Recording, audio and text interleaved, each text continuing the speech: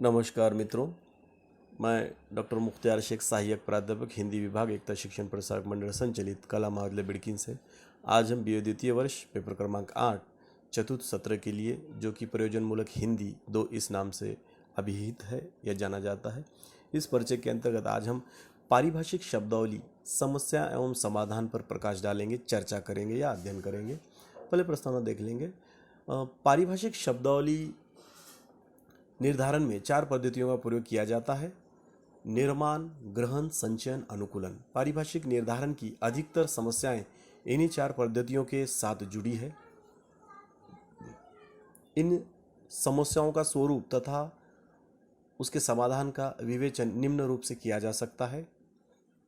जिस तरह से हमने पहले कहा कि पारिभाषिक शब्दावली की प्रथम समस्या है निर्माण से संबंधित समस्या। आवश्यकता अनुरूप नए नए पारिभाषिक शब्द गढ़े जाते हैं। इस तरह के शब्दों की रचना उपसर्ग, प्रत्यय तथा समास के सहयोग से की जाती है। इन शब्दों के निर्माण के समय स्रोत भाषा के रूप में किसे अपनाएं, यह सबसे बड़ी समस्या होती है। हमारे देश में प्रमुखतः आर्य और द्रविड़ परिवार की भाषाएं बोली जाती है, इसलिए संस्कृत और तमिल स्रोत भाषाएं हो सकती है। इनमें से संस्कृत अत्यधिक संपन्न भाषा है, साथ ही इसमें शब्द निर्माण की अपूर्व क्षमता है, अतः इस समस्या का समाधान वही कर सकती है। इसलिए हमारे अधिकांश पारिभाषिक शब्दों के निर्माण के लिए स्रोत भाषा के रूप में संस्कृत भाषा को ही अपनाया गया है। निर्माण से संबंधित दूसरी समस्या शब्दों के रचना विधान की है, अर्थात रचना विधान से उपसर्ग, प्रत्यय, समास समस्त्रोतीय हो या विषम स्त्रोतीय। प्रश्न चिन्ह है। पुनर्वादी संप्रदाय के विद्वान समस्तोषीय के पक्ष में हैं, लेकिन प्रयोगवादी लोकवादी विषम स्त्रोतीय प्रत्यय, उपसर्ग तथा समास को ग्राह्य मानते हैं।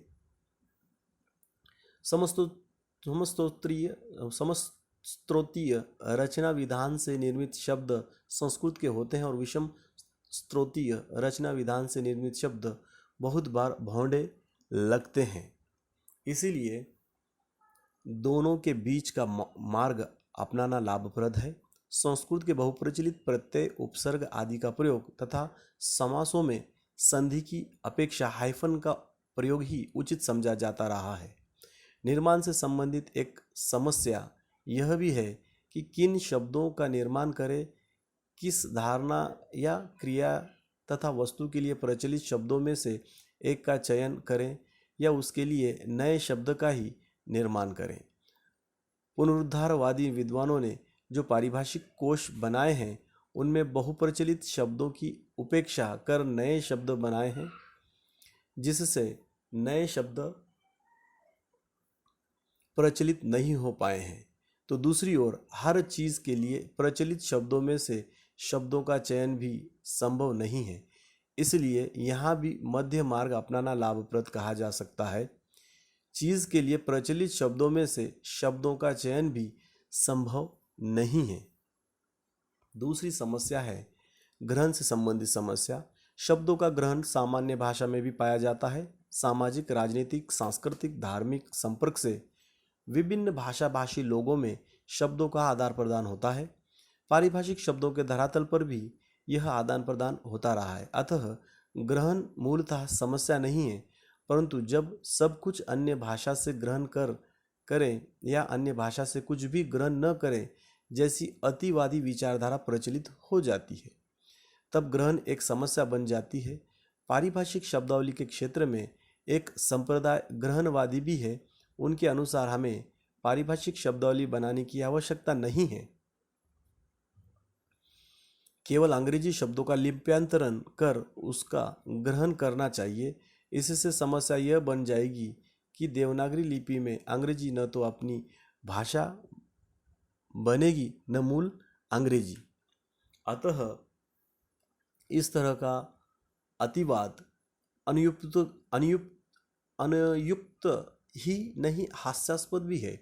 ठीक इसके विपरीत पुनरुद्धारवादियों की धारणा है कि अन्य भाषा में एक भी शब्द ग्रहण न कर उसके लिए नए शब्द बनाने चाहिए। यह अतिवाद भी अनुपयुक्त है। अन्य भाषा के कुछ शब्द इतने प्रचलित हो जाते हैं कि उसके स्थान पर बनाए गए नए शब्द मात्र अपने स्थान पर ही बने रहते हैं, प्रयुक्त नहीं किए जाते। अतः यहाँ भी मध्य मार्ग अपनाना आवश्यक हो जाता है। इसलिए सबसे पहले ये तय करना होता है कि किन शब्दों को ग्रहण करें। विज्ञान तथा तकनीकी से संबंधित कुछ अंतर्राष्ट्रीय शब्द का ग्रहण किया जाना उपयुक्त है, परंतु प्रशासन, कानून, राजनीति, सामाजिक विज्ञान आदि के लिए बहुप्रचलित शब्दों का ग्रहण किया जाना चाहिए। अंतर्राष्ट्रीय शब्दावली के ग्रहण का अत्याग्रह इस क्षेत्र में उचित नहीं होगा। तीसरी समस्या है अनुकूलन से संबंधित समस्या। गृहीत शब्दों को अपनी भाषा के अनुकूल बनाने की प्रक्रिया अनुकूलन कहलाती है। अनुकूलन मूलतः दो तरह का होता है, एक ध्वन्यानुकूलन, दूसरा शब्दानुकूलन। किसी शब्द को अपनी ध्वनियों के अनुकूल बनाकर अपनाना ध्वन्यानुकूलन कहलाता है।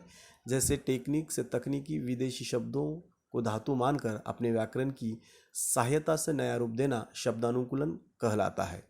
जैसे अमोनिएटेड से अमोनीकृत। ऐसे शब्दों के साथ जुड़ी प्रथम समस्या यह है कि मात्र लिप्यांतरण से जो शब्द बनेगा, क्या वह अपनी भाषा में प्रचलित होगा? अतः यहाँ भी उन्हीं शब्दों का अनुकूलन व्यवहार्य है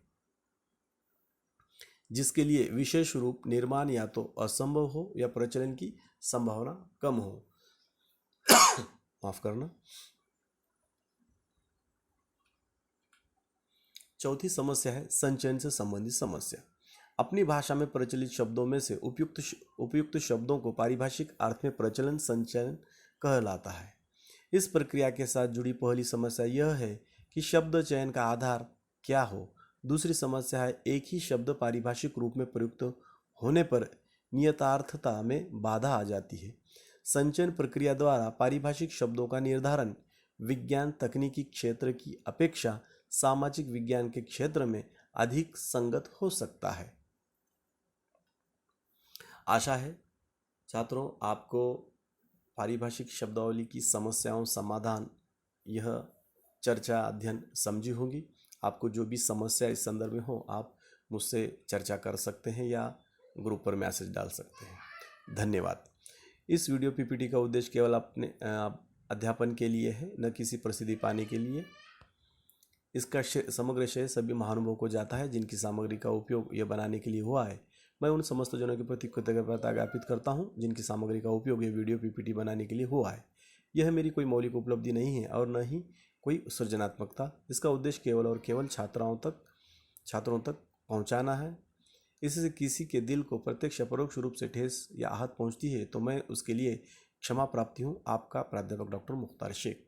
धन्यवाद।